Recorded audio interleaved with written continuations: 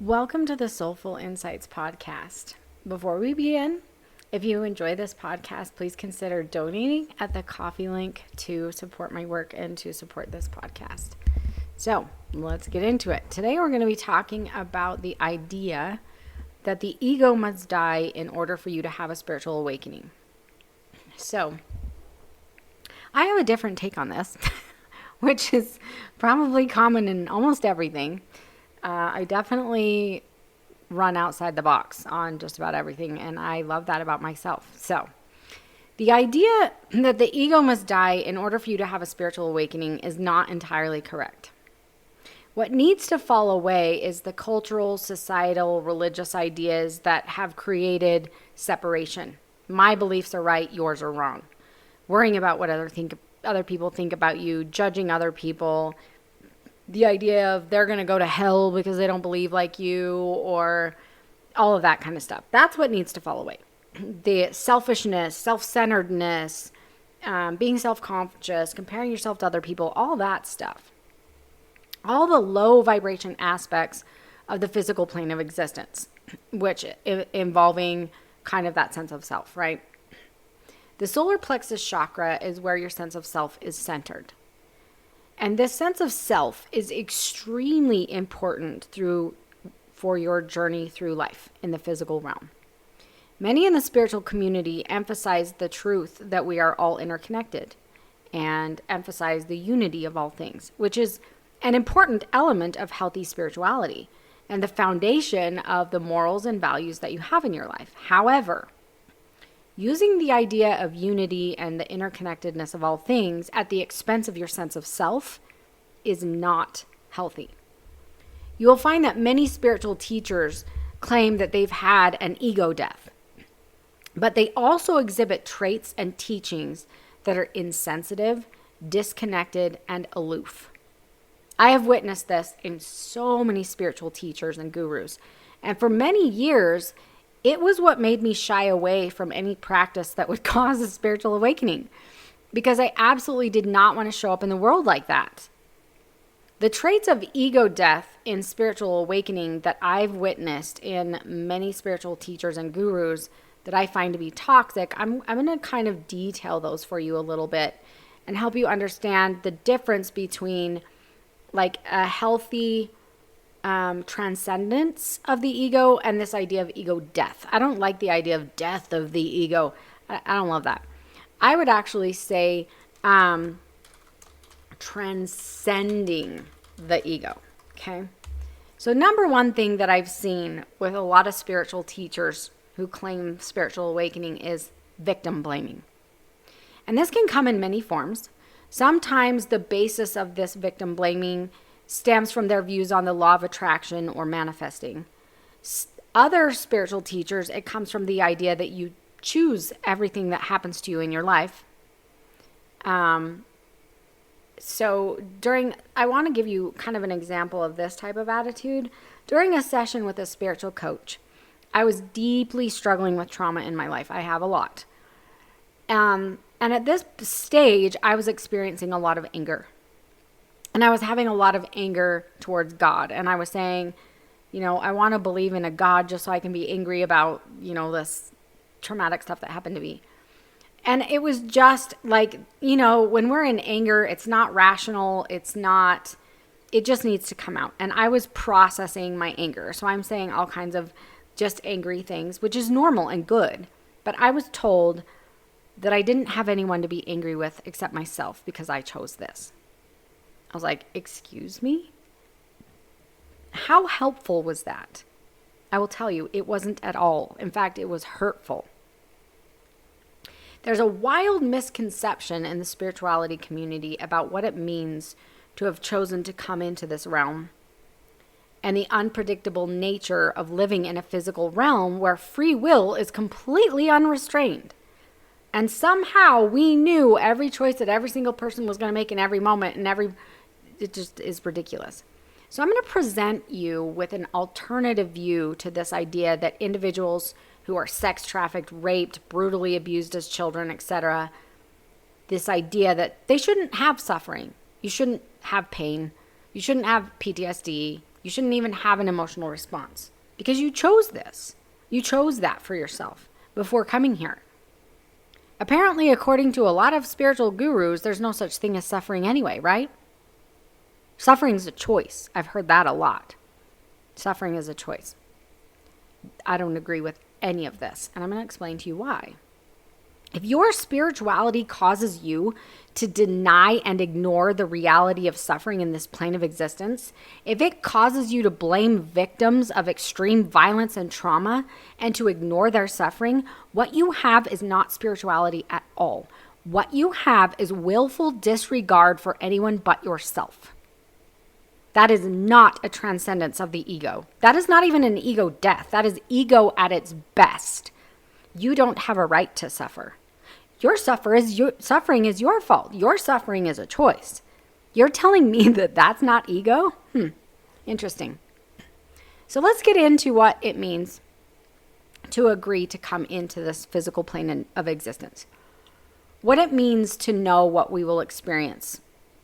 And how that absolutely does not mean we chose everything or even knew what our experience here was going to be like. And why do I say that? First thing I want to say is this. There are millions of choices that could be made at any given moment in the world. And we all have complete and utter free will, unrestrained.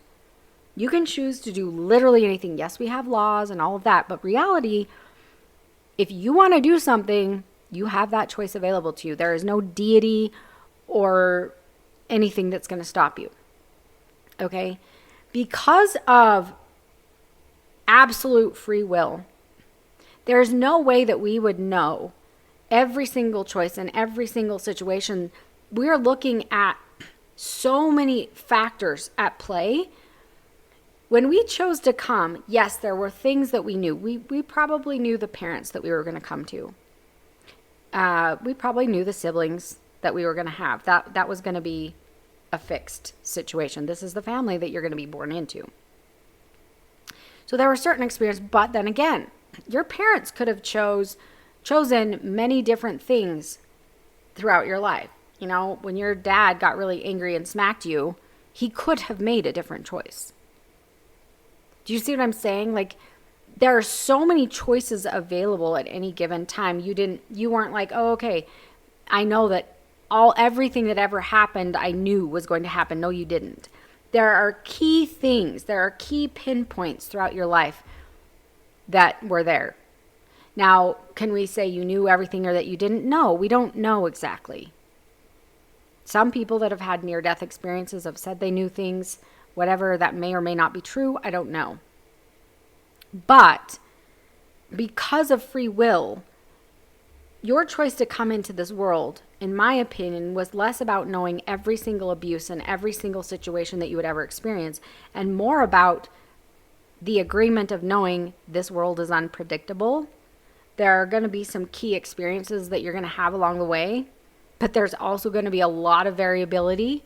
This is unpredictable. We cannot tell you everything that you're going to experience because it depends on the choices of all the people involved. And so there was a level of the unknown. And I think that was part of why this existence is so difficult. So do I believe that you knew everything that was going to happen to you and you chose that? Like, oh, I want to learn from this and that and the other. No, I don't at all believe that you chose all of the trauma that happened to you. I don't. Did you know of some of it? Maybe, but maybe you didn't. Okay? I don't think that we knew everything. I think that there's a lot of choices involved in that and a lot of free will that we just accepted the unknown in a lot of it. Okay? But I'm going to use an example. Let's say that there is something that you knew. Let's say you came into a family where there was a lot of abuse, okay? So you did know what family you were going to come into. We did know that. That is a fixed marker. So other things in your life, I don't know what's a fixed marker in someone else's life. So I'm going to use your family being abusive, okay? You did know that. But let me give you an example of compassion in regards to that rather than an example of, well, you chose it, so too bad for you. That's a horrible way of looking at this. So I'm going to use the example of me training for a half marathon. Now, I'd never run a day in my life, and I started training in January and ran a half marathon in August. So I was excited to push myself. I was thrilled at the possibility of accomplishing something.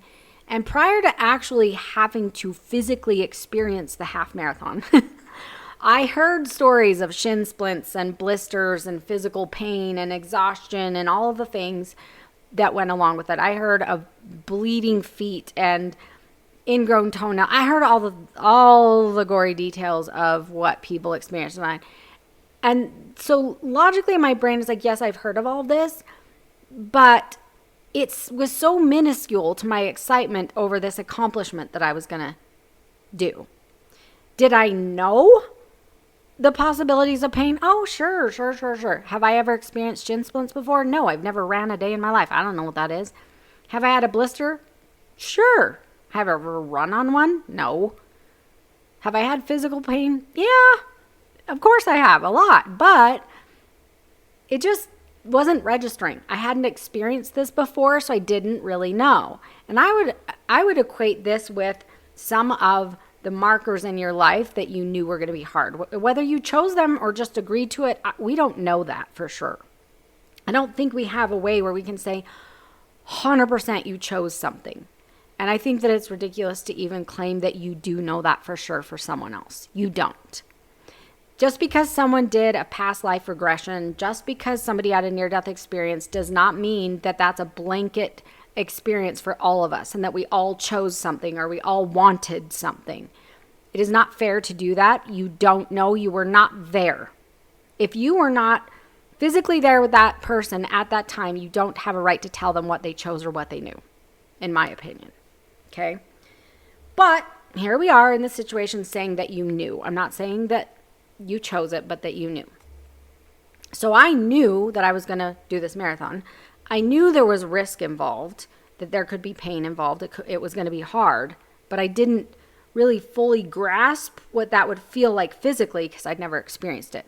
Same as what a soul is going to see when they are like, oh, sure, yeah, okay, this is going to happen to me. Well, yeah, in theory, you might be like, oh, okay. But when you're actually in the middle of it, it's a little bit different, right? So towards the end of my training, I started having iliotibial band syndrome that was causing pain in my hip and pain on the outside of my knee. I also was experiencing shin splints. And I'm not talking about a little soreness. I am talking about limping in pain, painful to the touch, like big time. I was soaking in ice and all kinds of stuff. I had painful blisters that would burst and tear and bleed. I did not know. I've had blisters before, but I've never ran on bleeding, open, sore blister stuff. This was way different than what I had in my mind prior to experiencing it. I was determined and I kept going. I kept running on those shin splints. I was like, nope, I'm going to do this. I'm going to do it. And the day of the race, at about the halfway point, there was so much inflammation in my legs that I could hardly hobble. I was limping, and I was not sure if I was going to be able to finish. I was in a lot of pain. This was much harder than what I had ever anticipated when it was in theory. Now that I am in the middle of this physically, way different, okay? No matter how much people talked about the pain and told me what it could possibly be like, and of course, not everybody is experiencing iliotibial band syndrome, shin splints, and all the stuff that I was. Some people run it and it's not as dramatic. But in my case, I experienced the things people warned me about. It just doesn't really sink in until you've actually gone through the experience. About the 9-mile mark, I was running at a speedy 11-minute mile. I was limping along, very much limping. At the end of mile 12, I have about a mile left to go. My husband saw me from the finish line, and he saw me stop and put my hands on my knees in defeat. I couldn't go anymore. I had a mile left, and I couldn't do it. The pain was too great. I just couldn't make it that last mile. I was hurting so much. My knees were hurting. My shins were hurting. Everything was hurting. So, did my husband walk up to me and say, yeah, you chose this? Because I did. Did he say, there's no such thing as suffering, it's all in your head? Did he say, if you would just have an ego death, you wouldn't suffer anymore? Or suffering is optional? Did he say that to me? Absolutely not. None of that is helpful. Stop saying that. Stop telling people this stuff. Spiritual teachers need to stop saying this. This is not, anyone who talks like this has not had a spiritual awakening. They have not, regardless of what they claim. This is how the spiritual community responds to suffering, and it is absolutely inexcusable. Regardless of whether they chose it or not, you don't know, you were not there. So you don't have a right to tell them that. There's no positive that can come out of telling someone there's no such thing as suffering. That's suffering. There's no positive benefit that comes out of saying suffering's optional. If somebody said that to me, it would become violent very quickly. Okay, maybe not. But my husband had finished the 5K that morning, and he's watching at the finish line for me. And when he saw me struggling, he ran up to my side and he started to encourage me. You can do this. I know it hurts. I know this is really hard, but you only have 1 mile left. You got this. I believe in you. I will run with you. You know what? He grabbed my hand and he started getting me to move. Even if you have to walk this last mile, even if you just have to walk, let's do this. Let's do this together. I picked up and I started limping, hobbling, kind of jogging along. And he ran that last mile with me. And he encouraged me every step of the way. You got this. You got this. I'm with you. My time was not anything remarkable, but I did it. I finished the race. I accomplished my goal. Okay? That is what a spiritually awakened person does. They don't tell you suffering is optional. They don't tell you you chose this. That is all judgment. That is all denial of someone else's experience in life. But when you walk up next to that person and you encourage them and you love them and you walk with them and you get down in those trenches with them, that is a spiritual person.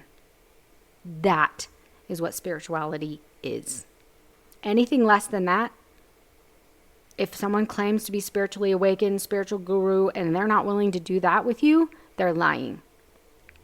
Life presents us with all kinds of challenges, suffering, pain, setbacks.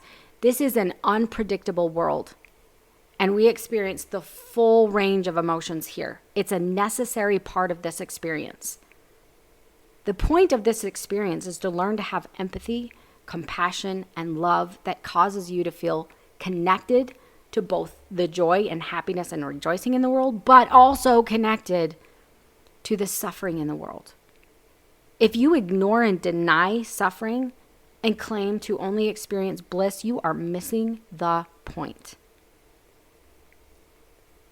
Your high level of consciousness, your spiritual awakening should cause you to be the first one to reach out your hand to the suffering, to encourage them, to love them, to offer compassion, and to walk alongside them and help them all along the way. That is what a true spiritual awakening is, and that's what true spirituality is. Okay, number 2, denial of the full range of human emotion. I see this all the time in the spiritual community. People that claim to be spiritually awakened, all of this. This is huge among the spiritual gurus. Suffering is optional, they say. I hear that all the time. And guess what? It is absolutely unequivocally false. Anybody who tells you that doesn't know anything about this existence. We came to this physical plane of existence to learn from the emotions and experiences that cannot be felt or experienced in any other plane of existence, like they are in this realm. This is the only realm that we can experience this wide range of emotions and experiences, the opposite of what we would experience in a heavenly realm. How do you know what true joy is if you've not felt sorrow? How can you truly appreciate peace if you have not known contention or the absence of peace? In order to grow spiritually and reach your soul's potential, your full potential, you had to come and experience the opposite of where you came from and who you truly are as a spiritual being. in order to do that, you came into a physical realm where your experiences would be vastly different from your spiritual home. That's what this is about. Does it mean you can't experience bliss, that you can't transcend the ego and all that? No, it doesn't. Does it mean you can't have a spiritual awakening? No. But in the physical realm, we came here not to experience what we would experience in our heavenly home, in our spiritual home. We came to experience the opposite of that, to spiritually grow and stretch ourselves to reach our full soul potential.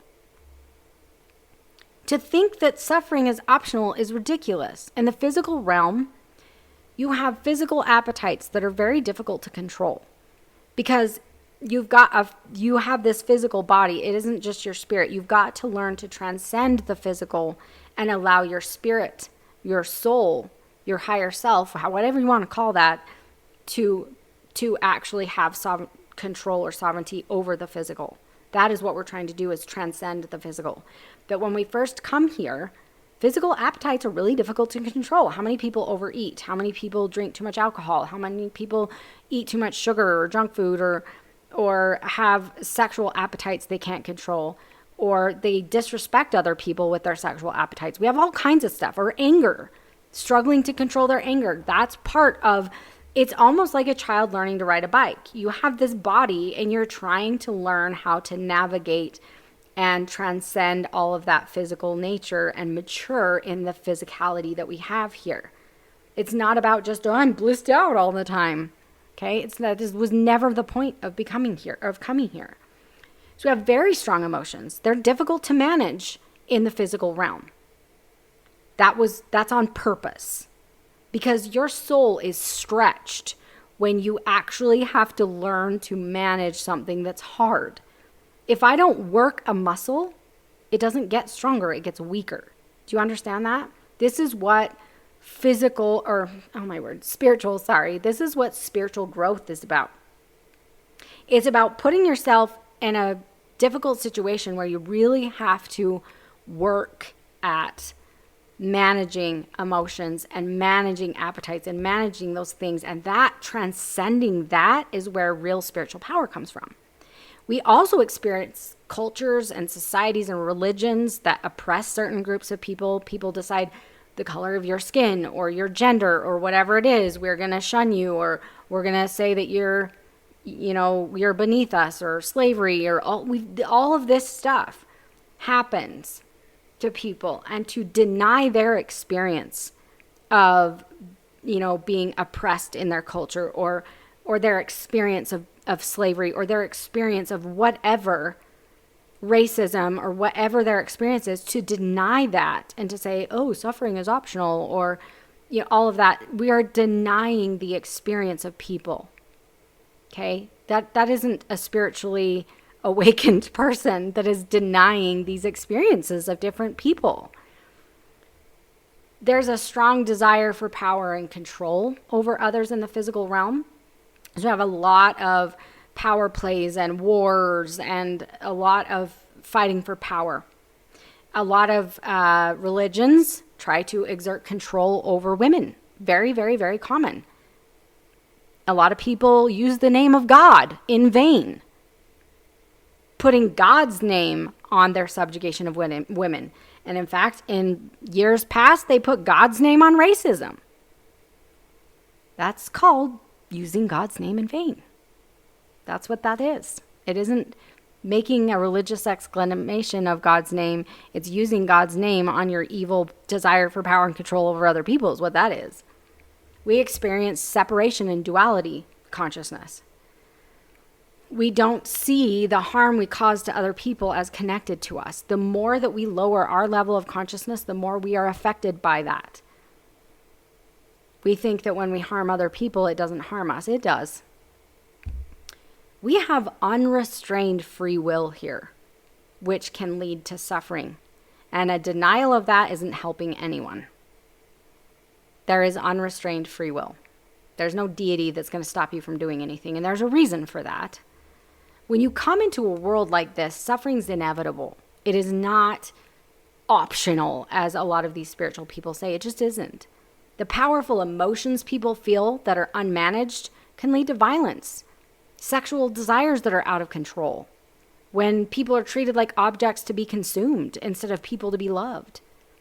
It can descend into sexual violence, torture, genocide, slavery, abuse, horrors beyond imagination, sex trafficking, and somehow these so-called spiritually awakened gurus say suffering is optional.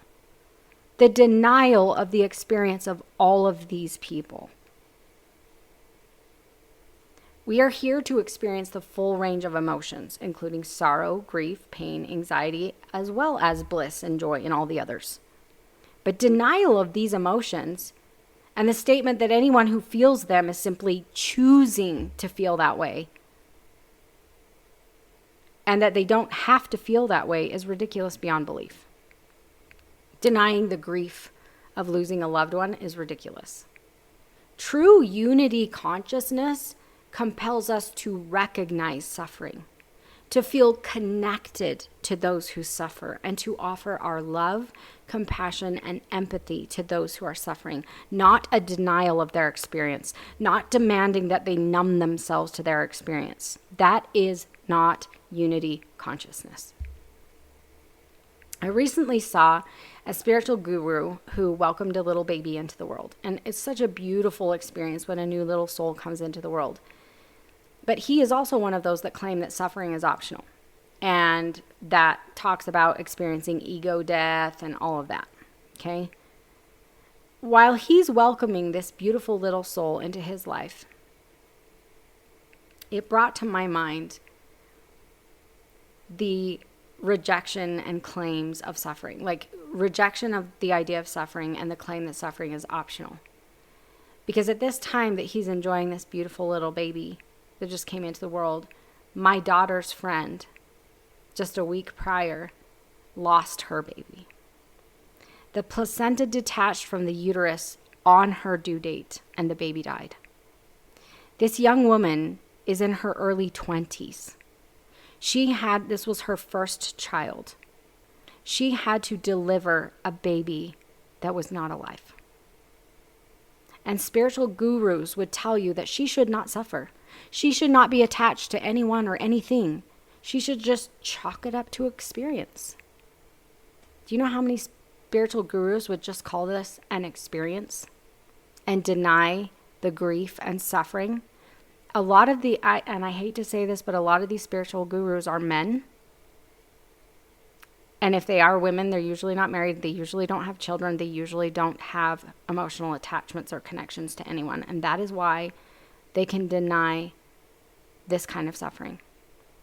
To tell this woman that she shouldn't grieve, that there's no such thing as suffering, that she chose this, that her suffering is her choice, it does. It brings up anger in my heart, I will tell you.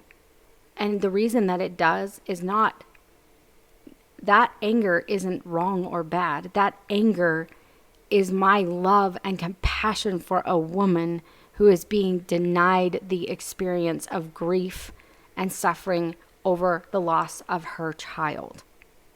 I cannot and will not give in to this delusion that suffering does not exist and that we should disconnect ourselves from grief when something like this happens. If you think oneness and unity consciousness means denying the emotions and experiences of others, you have this all wrong. You have it all wrong. Okay? So let's move on to number 3, the idea of ego death. Like I said, I don't believe in ego death. I do not believe in that. I believe in transcending the ego, but I don't believe in ego death. Because ego death means you lose your sense of self. And there are many spiritual gurus who say you should lose your sense of self. You should become no one and no thing. Wrong. The next item on the agenda to go is your sense of self in your spiritually awakened journey, according to most of these spiritual gurus. When they begin talking about the oneness of all things and unity consciousness, that we're all connected, it sounds great. Unity consciousness, oneness, that sounds good.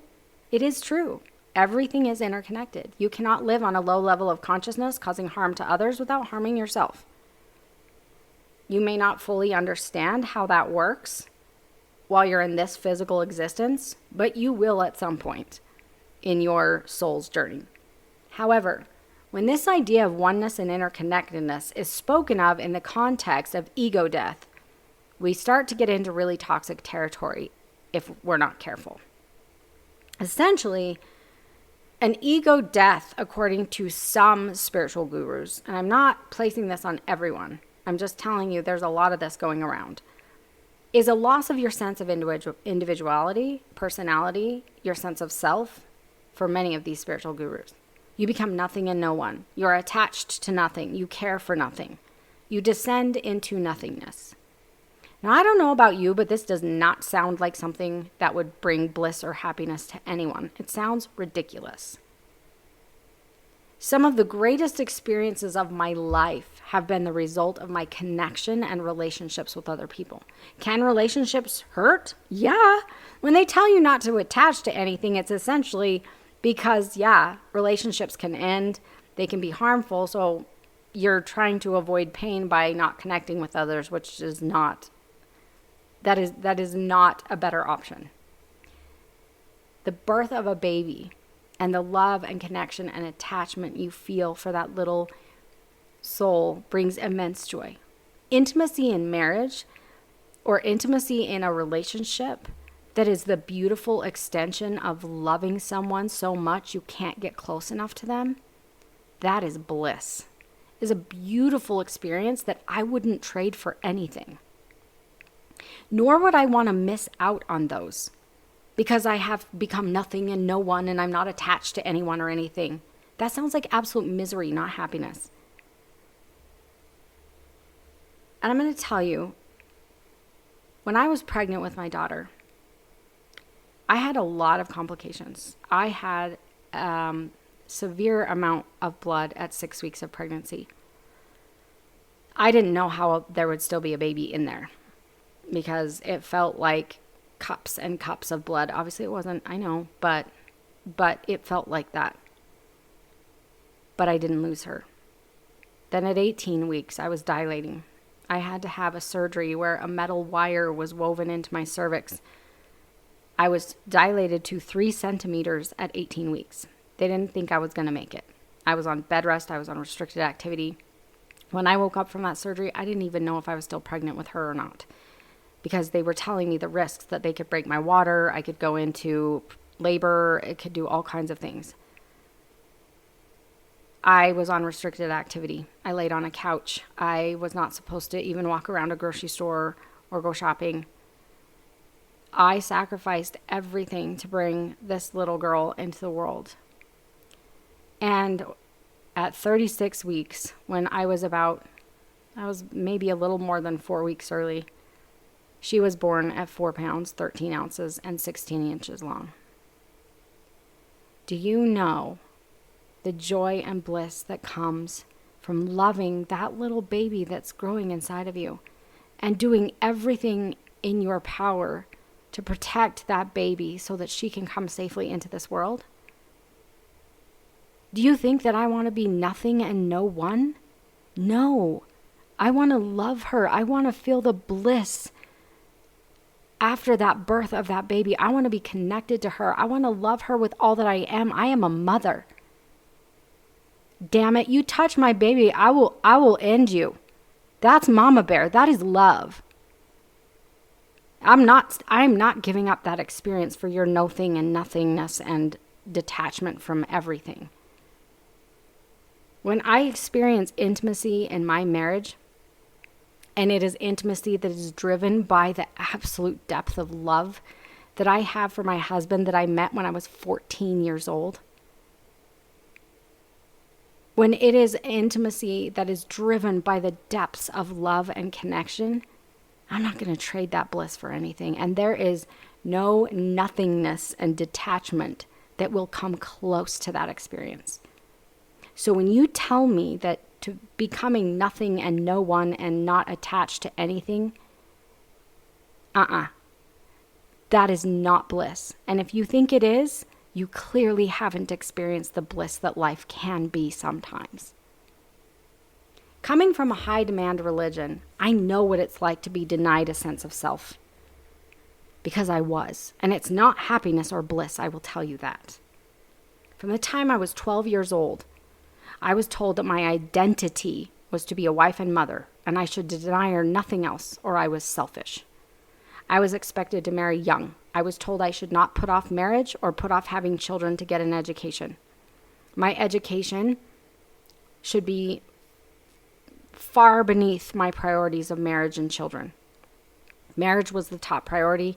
Having children should happen as quickly as possible afterwards. It should not be delayed. I was not allowed to drink coffee, green tea, black tea, sweet tea, kombucha, Earl Grey tea. I had to wear specific underwear that resembles what men wear. It is essentially a t-shirt with markings on it under my clothes and white biker shorts at all times, unless I was showering or swimming. If it's 105 degrees outside, I have a white t-shirt and white biker shorts underneath my clothes. And if I don't wear them, I am sinning. I am breaking covenants. And I'm not going to go into all the specifics, but I will tell you that in high school, I wanted to go to medical school. I wanted to become a doctor. But I never pursued it because my religious leaders, who I was to sustain and follow their counsel, told me that an education was not a priority. My purpose in life was to be a wife and a mother. And I want to make it very clear that being a wife is not an identity or something to aspire to. It is merely a relationship status.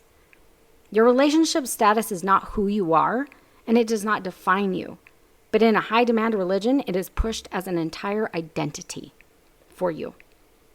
Being a mother is something that you are, it's something that you do, but it's not an identity either.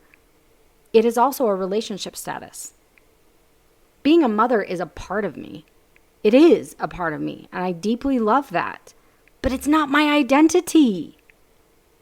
It's no different than me saying being a sister is my entire identity. It's not my identity. I am a sister. I love my sister, but that's not my identity.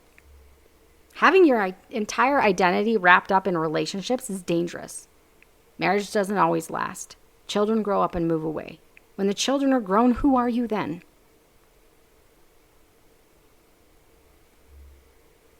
So when you tell me to become nothing and no one and lose my sense of self, I say, hell no.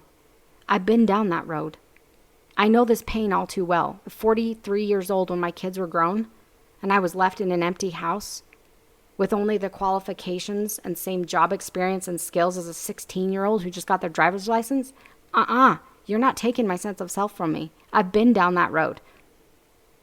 High-demand religions do this really well. Spirituality needs to stop doing it too. Each of us is born into this world with unique talents, gifts, personalities, interests, and we are meant to have a sense of self, a sense of individuality. We are meant to bring all of our individuality and uniqueness into the world. We're not meant to be mindless drones with no sense of self and desire for attachment or connection to others. We weren't meant to be that. You are special. You are unique. You are needed for exactly who you are as an individual. You do not need to lose your sense of self in order to experience a spiritual awakening. And in fact, from what I've seen, when people experience this, it's more of a tragedy than a gift. When you see a spiritual guru who is incapable of connecting with anyone with compassion, when you see an empty shell of a human with no personality, no love, nothing but emptiness, that's not something to aspire to. Ego death is a concept that can be good, but if we're not careful and take it to the extreme, it isn't good at all. Ego transcendence is a part of a spiritual awakening, but only when it leads to a sense of interconnectedness that involves compassion for others, understanding of the nature of suffering in the physical realm. When it compels you to reach out and help those who suffer, when you are no longer concerned with what other people think about you, when you come to know who you truly are on a soul level, when you no longer judge others by their physical appearance or financial status, when love is what drives your every motive, when you lift the head that hangs down, you feed the hungry, you clothe the naked, you mourn and grieve with others, when your focus turns outward instead of inward, when you use your gifts to bring joy to others rather than attention to yourself, that is ego transcendence. That is a part of a spiritual awakening. When ego transcendence enhances your connection and love for other people in your life, that's a positive thing. When you're no longer arguing and seeking to get your way in a relationship, when you're more concerned with their happiness and serving them than yourself, that's when you know it's a true spiritual awakening. I want to give you a perfect example of what a true spiritual awakening looks like. And the example I'm going to use is my husband, because he is the perfect example of what a true spiritual awakening looks like, and it is beautiful. He is so outwardly focused, it almost blows my mind, to the point that he will sacrifice his own comfort to help someone else. So I'm going to tell you 5 examples, okay? 5 examples. Here we go. So there's a time we were living below the poverty line when our children were young. I think my husband was making like $24,000 a year, something like that. It was the middle of winter, and we lived at almost 6,000 feet above sea level in the Rocky Mountains, and it was cold. So some days were like negative 12 degrees Fahrenheit outside. My husband's shoes had large holes in them, and when he would come home from work, his feet were ice cold and wet. And he would put his feet by the fire. Half of our house was actually heated with wood stoves. We did not have central heating in most of the house. Just the like main little kitchen bedroom area were heated by central heat because the house had been a cabin that was built a long time ago. He refused to buy new shoes because he was trying to save that money to buy some presents for the kids for Christmas. And I realized it was probably only, $90 or $100 that he would have spent on new shoes, because they were like, these were like church shoes, very nice shoes. But that is a level of sacrifice to try to get your kids presents for Christmas. Here's number 2. During this same time, there came a point where we literally had $12 cash to our name. We didn't even use a bank account because we couldn't afford to have it go in the hole and get bank charges. So we just had $12 cash. We went on a date that night. His mother was watching our children, and we went on a date that night with a gift card that someone had given us to Costa Vida. So we didn't obviously have to pay for it because we just used a gift card. And we were going to Walmart to pick up a couple groceries, whatever we could buy with our $12. And we're standing in line. We had a couple of items, not much. And he saw a woman in the line next to us. She was in old, worn, tattered clothes. Her children were dirty. Their hair was matted. Their clothing was worn. And she was buying a few grocery items, and she was counting out change, trying to pay for like milk, bread, cheese, just some basic necessities. And my husband was noticing this. We were in the checkout stand next to her. She didn't have enough money. She was short. And my husband, without a second thought, walked over and handed her the last $12 we had to our name. And as we walked out, he was apologizing to me and asked if I was okay with what he had done. And I said she needed it more than we did. Okay, I'm going to move on to the next story. So my husband was driving on State Street, and he passed a bus stop. And he saw a man standing at the bus stop, and he was rubbing his bare hands together to try to keep them warm. So it was about 12 degrees Fahrenheit, so well below freezing. And this man is just standing at a bus stop. And where we live, there are no like little coverings or anything. If you're at a bus stop, it's literally a sign. There's nowhere to sit. There's nothing. It's just a sign on the side of the road. So he's standing out in the freezing temperatures, rubbing his hands together. And my husband pulls over and handed this man his brand new hiking and ski gloves without a second thought. The man was shocked and asked him if he was sure, and he said, "Yes, you need them more than I do." Okay, I'm going to move on to the next one. So my husband, near his office in the city, he noticed that there was a homeless camp under the freeway. And during a meeting, many of his coworkers were expressing disgust at these lowlifes that were living under the freeway there. And after hearing his coworkers' comments during his lunch, He went out and bought a bunch of boxes of pizza, breadsticks, drinks, whatever. And he drove to the freeway underpass where this homeless encampment was, and he passed out food to the people living there. He didn't just give them the food. He sat down and ate with them and talked with them and listened to their stories and spent his entire lunch hour among them. And the last story, my husband on another lunch break, he had planned this, that he really wanted to do this because he'd seen a lot of people standing on the side of the road when he was in the downtown area, seeing people holding signs asking for money. And so he had planned what he was going to do for his lunch break that day. So he's driving around on his lunch break trying to find someone who had a sign asking for money. And he came across this elderly woman standing in the median of a very busy road in the city. And she had a sign that was asking for money. And so he went and parked and walked into the median with her. And he'd made this sign that morning, and I don't remember exactly what it said, but it said something about we are all one and asking for support for this person. I don't remember the wording of it. The woman so he talks to her. She'd only made about $5 in the past 2 or 3 hours. And my husband told her he would stay there until he made her double that amount. And she asked him why he would do this. And he said, because I care. And during the hour that he was there, she was given $15. And she tried to share half of the money with him. You judge these people, and it does bring tears to my eyes because this is what life is about. This woman that people would judge for standing and begging for money, as they call it. And she tried to give half of her money to my husband. Of course, he said no, and he handed her more money of his own before he left. This is what a spiritual awakening is. He does not deny the reality of suffering. He does not blame people for their circumstances. He doesn't say, "Oh, they're homeless because they want to be," or "They're homeless because they're alcoholics," or "They're begging for money because they just want drugs." No. He does not blame them or judge them for their circumstances.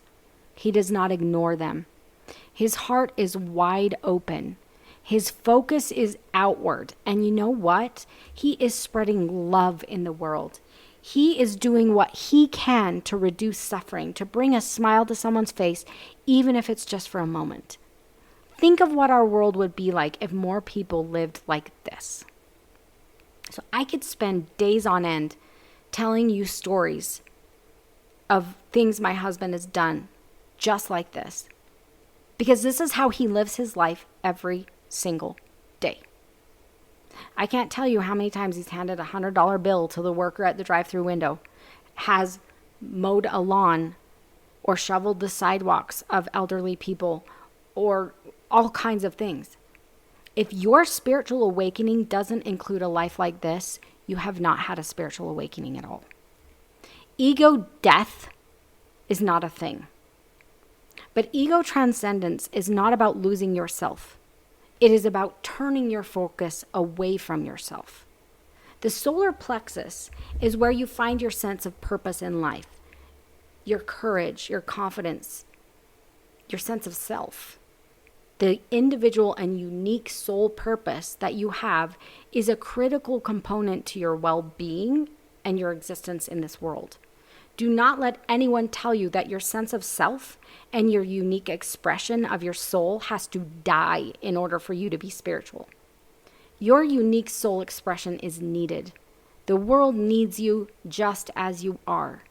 You cannot shut down the solar plexus and believe that you don't need confidence, self-esteem, or a sense of self. You cannot shut down connection with other human beings or attachment to those that you love. You don't shut down your compassion for others. The solar plexus is a healthy part of who you are, and the confidence and sense of self it provides is necessary for you and the world around you. What ego transcendence means is the loss of selfishness, the loss of self-centeredness. the loss of being self-conscious, judging other people. Those aspects are excesses from an unbalanced solar plexus, from an unhealthy ego. When the solar plexus is balanced and your ego is in a healthy state, your sense of self is healthy and balanced. That's when you no longer seek attention, think that you need to always be right. You're not judging other people. You can let go and love others. When you can let go of the self-centered nature, that's when your heart chakra lights up and your focus turns outward. That's when you begin to live out of heart-centered consciousness. The moral of the story: do not seek to lose your sense of self. Seek to lose the self-centeredness and foster love and compassion for others. I hope you have enjoyed this. I appreciate the time that you spend with me, and I hope to see you next time.